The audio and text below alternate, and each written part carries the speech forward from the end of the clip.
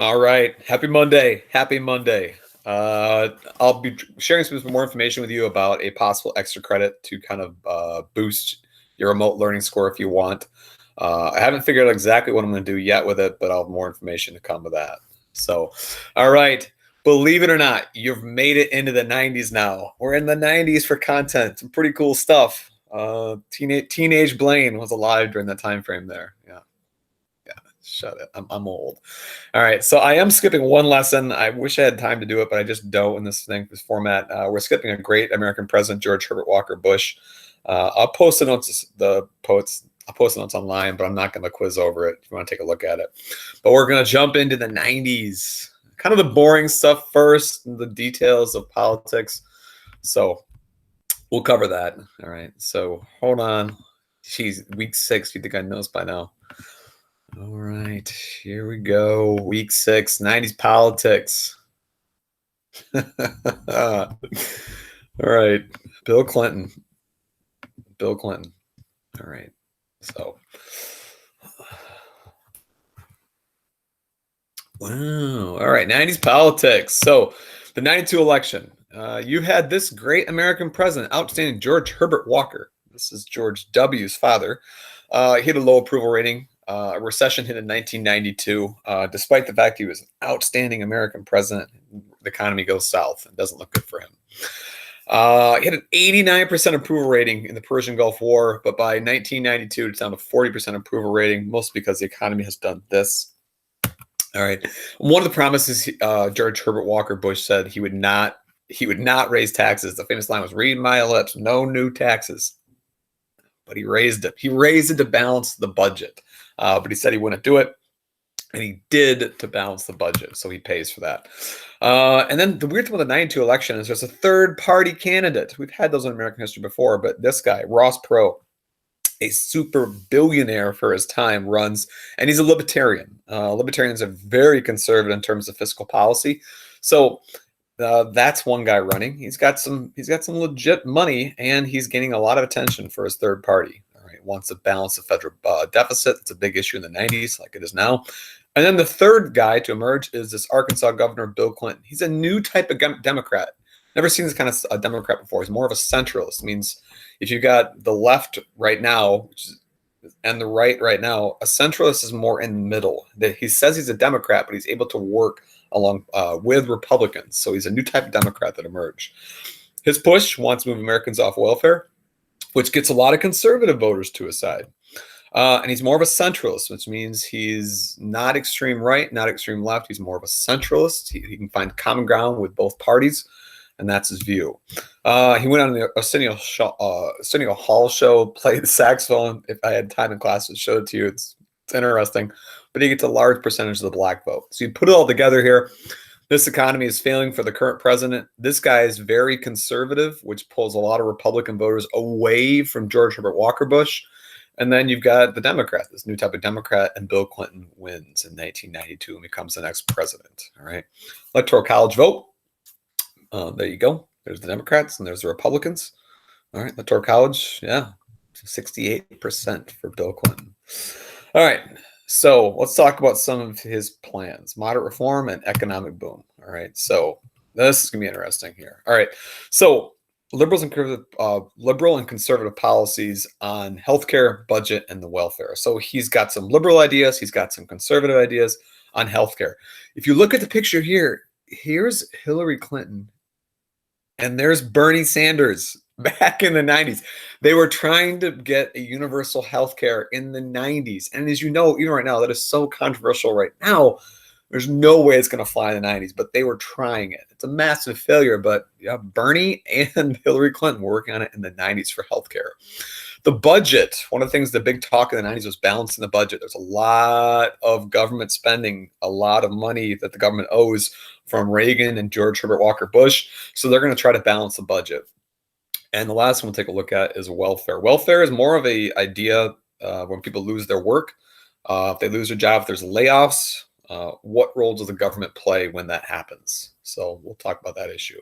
So there's Hillary Clinton and there's Bernie. All right, they tried to create affordable health care for all Americans. In the 90s, they're not ready for it. It was an attempt, but it was quickly shut down. All right, so healthcare, Nope, it didn't fly. Not even close. It's not really till Obama that really gets off the ground. So in the 90s, there's no chance for it. All right. So in terms of the budget, this is weird. Prepare yourself. In the 90s, the government actually took in more money than it spent. Yeah, there was a balanced budget, which meaning that the government, as much as it spent, it took in that much, and there was actually a balanced budget. There's a lot of things working with that allowed it to happen, but give Clinton a lot of credit there. There was a balanced budget under Clinton. Welfare, there'll be some welfare changes. All right, so we'll talk about that in the next slide. All right, no. All right, put them all up there for you. Okay, so here's the balanced budget, how they got to it, the economic boom. So Clinton and Republicans worked together to reduce the federal budget, federal deficit. A lot of the reason why is it's central. So you can work with conservatives, you can work with Democrats, they can find a common ground. So spendings was cut. They cut certain programs out of the federal government. So that's going to save the government money. They lowered taxes for all classes. And when you lower taxes for all classes, like LBJ did, people get more money in their pocket. When they got more money in the pocket for all of the classes, not some of them, people spend. And when they spend, the money goes to the federal government. There's a kickback, or it goes to the state government. All right, so they lowered taxes for all classes, and people spent more, and the government made more money. So the government actually ran a surplus. There was a balanced budget, and it was actually taking more money in than it was spending. Crazy. And here's the last one there in 2000. After 2000, it starts to go down again. But the government had an economic surplus for a while under Bill Clinton. So the economy boomed, unemployment was low, and there was government tax revenue. The government take a lot of money. When people have money, they're spending it, and there's government tax revenue that's being generated as the process there. So GDP, it's going up and up and up and up and up and up. So some people say, was this really Bill Clinton's idea, or was he just lucky in terms of the economy? And the economy in the 90s was phenomenal. A lot of dot-coms, the internet was big, becoming huge. So was it Clinton, or was it just the economy? It's a big debate there. So yeah, you got ideas here. So here's the federal deficit. All right. Blue are conservatives. Oh, my bad. No, so that's just wrong. Blue, I don't know why it's blue there. And then here's the Clinton years. There's the Bush years running a deficit, and then there's the Obama years, or even the George W. years. So, yeah. All right, so let's talk about welfare for a second. This one's a big push in the 90s. So welfare is a government program that provides people financial aid when they've been laid off. They haven't been fired. Laid off means the company's downsize, and people have been laid off. They need some financial help. So welfare programs are basically funded by you, the taxpayer, at the federal level. So when you get a paycheck, some of your money goes to the federal government or your state government, and then the federal and state government kicks money out to help you out in a tough time. Like now is a really good idea to see that happening right now. You see with those government stimulus checks, that's your money that's gone to the federal government that they've allocated back to go to you to help you out in this time of crisis. So if you want to, you can kind of see those stimulus checks as almost like a welfare payment. Even though some people right now haven't lost their jobs, they're just kicking money back to you to hopefully restart the economy. So in most cases in the 90s, people who use welfare, they received a biweekly or the monthly payment. So you get paid every 2 weeks and you get paid or every month. Now, it's all based on what kind of job you were having. If you were a lawyer and you were laid off by your firm, you've paid a lot more money in, so you'll get a lot more money back. If you were doing a job that's a little more simplistic, your pay was lower, the welfare office would give you a little less money. So there's not a standard chunk of change for everyone. It's really based on how much you're contributing to the state or the federal government in terms of how much money is being taken out of your taxes and then sent back to you. All right. Now, the issue in the 90s is there's abuse for it. All right. So it's reforming welfare. All right. So one of the big issues is how long can someone stay on welfare in the 90s? And that was the big issue. Some people, if it's called like a welfare state, they just perpetually live on a welfare payment month after month after month after month after month. And a lot of people are not okay with it, specifically conservatives and some Democrats too. So most Democrats did not like the idea of changing welfare, but Clinton, being a centralist, wanted to work with the conservatives to change the welfare. All right. So the economy was strong at this point in history, allowed the government to really take in money and then distribute the money back to people in need. But one of the things you start to see are welfare restrictions. People had to go and prove that they tried to find a new job to continue to receive welfare payments. You couldn't just sit at home, collect a check, and do nothing. You had to go out and prove that you were trying to seek gainful employment. So that's one of the changes they made in the 90s. People were not okay with the idea of you sitting on government welfare month after month after month. So they started to make you say, you have to go and try to find work, also gainful employment. So there are failures of every single president. So we'll take a look at Clinton's failures. One of the big things that go figure, NAFTA. NAFTA was this free trade agreement between Canada, the United States, and Mexico. And what they argued, it would basically reduce the tariffs and trade, reduce the tariffs going back and forth between different countries, and it would grow the economy. But what it really it allowed American companies here in the United States a chance to go down and move their corporations from the United States into Mexico, which had a lot less regulations. So they made GM, Chrysler would go start producing cars in Mexico because you could pay your workers a lot cheaper wage, like $1.50, $2 an hour in the 90s in Mexico versus $7 in the United States in the 90s. So, and there was also weaker pollution laws. Mexico doesn't have the regulation that it did. So a lot of American companies with NAFTA simply relocated and went offshore. So it was supposed to be good. And there are some positives with it, but one of the negatives, American manufacturing firms left the country. And that could eventually will hurt our economy. So another failure is Republicans eventually take control of both houses in 94. It's a midterm election. Up to this point, Clinton enjoyed having the House and the Senate and his own presidency. But by 94, he's working with a very strict group of conservatives who really despise him in a lot of ways. So he can't get the same kind of movement he had for his first 2 years as a president. A new guy emerges, Newt Gingrich, Republican Speaker of the House. He was for term limits, and term limits are how long people can serve in government. He wants people out of government who've been there too long.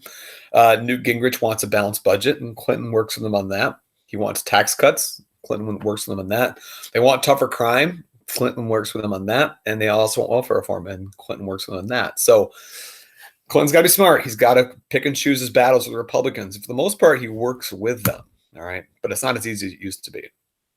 Republicans started target cuts to Social Security. Clinton's not going to be okay with that. He's not going to be okay with cuts to Medicaid, and he's going to work with them on welfare. But both sides have to work together. All right. So in 95, remember, this is crazy. They shut the government down. There's a disagreement over the budget. The Senate and the House it's called the power of the purse. They have the money, and the president has to sign off on it. And the president doesn't. So in essence, the government is shut down. It was crazy. It did not happen. You're kind of used to it now. We've heard of that happening recently. But in 95, it had been years since the government shut down. It couldn't work together. And it actually happened. All right. So you put it all together in 96, he wins. Clinton barely wins re-election. All right. He did not have the majority vote, but he had the electoral votes, and he gets a second term. All right. So, all right. Here's the big scandal of Bill Clinton. Impeachment. All right. So here's how it starts. The Clintons had some property down in Arkansas. It's called Whitewater Real Estate. And there was some interesting business happening with it, to say the least. Someone had been allegedly murdered. People wanted to look into were the Clintons behind this alleged murder and this transaction. They made a lot of money on this real estate transaction, bought a bunch of land, and they made huge profits. There's a murder tied to it, allegedly. It doesn't pan out, but people want to investigate. So a special prosecutor is appointed to see if there's any kind of shady business on the Clintons. All right. So as the special prosecutor named Kenneth Starr is looking through it, whenever they find a crime, they have a duty to report it. So let's say their main goal is to find out where the Clintons linked to this real estate scandal and a potential murder. That they made a lot of money, but they're not tied to the murder. But as they're going through and they're interviewing people, they discover there's other crimes happening with other individuals. Okay, so the prosecutor has a duty ethically to pass along the information to prosecute. All right, so as they're looking at this real estate and they're sitting down and they're interviewing a lot of people, it is revealed that Bill Clinton is having a inappropriate a sexual affair with multiple women. All right, that comes to light. Paula Jones is one of them. Monica Lewinsky, you're probably more familiar with. That comes to light. So this is what happens. They're looking for one thing, and the impeachment blows into a lot of things. So What really gets Clinton in trouble is he's embarrassed by the affair with this young intern, Monica Lewinsky. I'm not going to go into the details of what happened, not at all. But Bill Clinton is embarrassed by it. So he's telling Monica to really be quiet about it. And you can't do that. You cannot communicate with a person who's being investigated, tell them what to say. You're interfering, you're obstructing justice. You're technically, I believe the crime was he was tampering with the jury pool. You can't be engaging in an investigation and telling what their person to do, how to cover up the scenario. And that's what Clinton did. All right. So Clinton, to his credit, he did sit down with the special prosecutor, Kenneth Starr, under oath. And this is the point of debate. They asked him if they had a sexual affair. Technically, what Monica Lewinsky did to Bill Clinton was not sex, similar to it. And that was the slippery slope about did he lie under oath or did he not? Don't read into that too much. But technically, he did not have full sex with Monica Lewinsky. Something else happened, but that was the disagreement. Okay. So Kenneth Starr is the investigator. He releases the report. Cost about $70 million, about $35 million more than the last impeachment with Rob Mueller and Bill Clinton with Donald Trump. But it's a huge scandal. So 98, Clinton's charged with perjury, lying under oath about the one thing. But the other charge is also he was working with Monica Lewinsky to cover up the fact, and that's why he shouldn't have been. That's obstructing justice. You can't do that, even if you're the president of the United States. So it goes to the House. The House of Representatives at that point is majority ruled by Republicans, and Republicans find the president guilty of impeachable offense. So once it passes the House, as you may know from our most recent impeachment, it goes to the Senate. And luckily for Bill Clinton in the 90s, the Democrats had regained control of the Senate. They had the majority in the Senate, and they do not have enough people for a 2/3 majority to find him guilty to eventually remove him. So Bill Clinton is impeached in the House, but not in the Senate. Same thing with Donald Trump right now. Trump was impeached in the House, but didn't have enough in the Senate. All right. So that was the big scandal there. So Clinton survives an impeachment. All right. So looking at some data here, federal debt look pretty crazy. Clinton actually reduced debt. So did Nixon. So did Carter. These guys over here grew it. All right. So look at different presidents' place in history. Here's the top ones. You got Kennedy, Reagan, and some people's Bill Clinton third, and Eisenhower, Obama. So it's their opinion. All right. Unemployment. Let's look at the 90s there. Here's Bill Clinton. 90s unemployment's dropping. Maybe that was a good economy. We don't know, but unemployment dropped. GDP. Clinton enjoyed a really good GDP, almost 4% growth. It's unheard of. All right. So greatest presidents of all time. Republicans think it's Reagan, Washington, Lincoln, Kennedy, a Democrat, and George W. Bush. Democrats. Clinton. All time by Democrats. Yep. And the middle, independents, Lincoln, Reagan, Clinton, Washington. So, yeah, more Clinton there. So it's up to you. Make your own evaluation history. Clinton was either loved or hated, that's for sure. Kind of depends where you're kind of leading politically. But he was definitely loved or hated. So, all right. Blah. Cool. That's Bill Clinton. 90s tomorrow. We'll cover some interesting cases of domestic terrorism. Wednesday, you got cultural stuff. Can't wait. It's the music of the 90s. It's the fashion of the 90s. I'm not going to show you any embarrassing pictures. That would just be, oh, no. All right. Take a look. You'll have a quiz on Friday, and I'll be posting information about some extra credit opportunities for you. So until then,